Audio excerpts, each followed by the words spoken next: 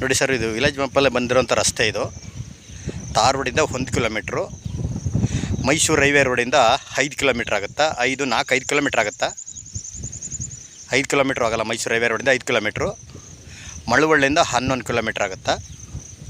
ಇದು ಒಂದು ಚೈನ್ ರಸ್ತೆ ಇರುವಂಥ ಜಾಗ. ಇಲ್ಲೆಲ್ಲ ಯಾರು ಜಾಸ್ತಿ ತಿರುಗಾಡೋದ್ರಿಂದ ಸತ್ತ ಎಲ್ಲ ಬೆಳ್ಕೊಂಡೈತೆ. ಲ್ಯಾಂಡ್ ಕಡೆ ತೋರಿಸ್ತಿದ್ದೀನಿ ನೋಡಿ. ಇದೇ ಲ್ಯಾಂಡು 7 ಎಕರೆ ಬಂದಿರುವಂಥ ಜಾಗ. ಪಕ್ಕದಲ್ಲಿ ದೊಡ್ಡ ಲೈನ್ ಆಗಿದೆ. ಅಂದರೆ ಇವ್ರ ಜಮೀನೆಲ್ಲ ಬೇರೆಯವ್ರ ಜಮೀನಲ್ಲಿ ಹೋಗೈತೆ. ಈ ಜಮೀನು ಟಚ್ ಇಲ್ಲ. ಒಳ್ಳೆ ವಾಸ್ತುಕ್ಕೋಸ್ಕರನೇ ಇದೆ. ಒಳ್ಳೆ ಮಣ್ಣಂತೂ ರೆಡ್ ಸೈಲು ತುಂಬ ಚೆನ್ನಾಗಿದೆ.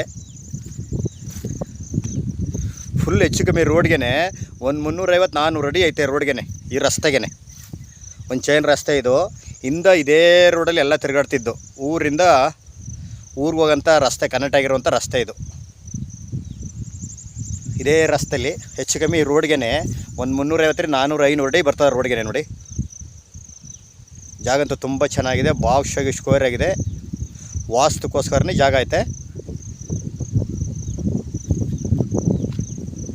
ಬೆಂಗಳೂರಿಂದ 111 ಕಿಲೋಮೀಟ್ರು, ಮಳವಳ್ಳಿಯಿಂದ 11, ಮೈಸೂರು ರೈಲ್ವೆ ರೋಡಿಂದ ಒಳಕ 5 ಕಿಲೋಮೀಟ್ರು, ತಾರ್ ರೋಡಿಂದ 1 ಕಿಲೋಮೀಟ್ರು. ಅಂದರೆ ಅಕ್ಕಪಕ್ಕ ಯಾವತ್ತೂ ಆಚೆ ತೋಟಗಳು ಯಾರ ಮಾಡಿಲ್ಲ, ಎಲ್ಲ ರೈತರ ಜಮೀನುಗಳಿವು. ಇಲ್ಲಿ ಯಾವುದು ಸದ್ಯಕ್ಕೆ ಯಾವುದೋ ತೋಟಗಳಿಲ್ಲ. ತೋಟ ಮಾಡ್ಕೊಂಡು ಒಳ್ಳೆ ಹೈಟಲ್ಲಿದೆ ಭೂಮಿ ಅಂತೂ. ತುಂಬ ವಾತಾವರಣ ಎಲ್ಲ ಚೆನ್ನಾಗಿದೆ ನೋಡಿ.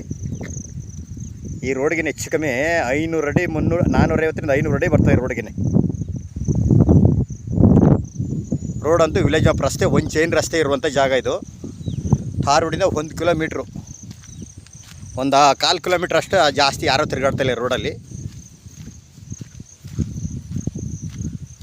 ನೋಡಿ. ಇನ್ನು 6 ಕೆಡ್ಜ್ ಬರ್ತದ. ದೊಡ್ಡ ಲೈನ್ ಆಗಿರೋದು ನೋಡಿ, ಇಷ್ಟು ದೂರದಲ್ಲಿದೆ. ಹೆಚ್ಚು ಕಮ್ಮಿ ಅಲ್ಲಿಗೂ ಒಂದು 150 ಅಡಿ, ಒಂದು 60 ಅಡಿ 50 ಅಡಿ ಐತೆ. ದೊಡ್ಡ ಲೈನ್ಗೆ ಇದಕ್ಕೂ ಜಾಗ ಕೊಟ್ಟು ಹೆಚ್ಚು ಕಮ್ಮಿನಿ. ಜಾಗ ಅಂತೂ ತುಂಬ ಚೆನ್ನಾಗಿದೆ ನೋಡಿ. ಒಳ್ಳೆ ಸೂರ್ಯ ಹುಟ್ಟ ಕಡೆಗೆ ಜಾಗ ಐತೆ. ರೋಡು ಜಾಗ ಎಲ್ಲ.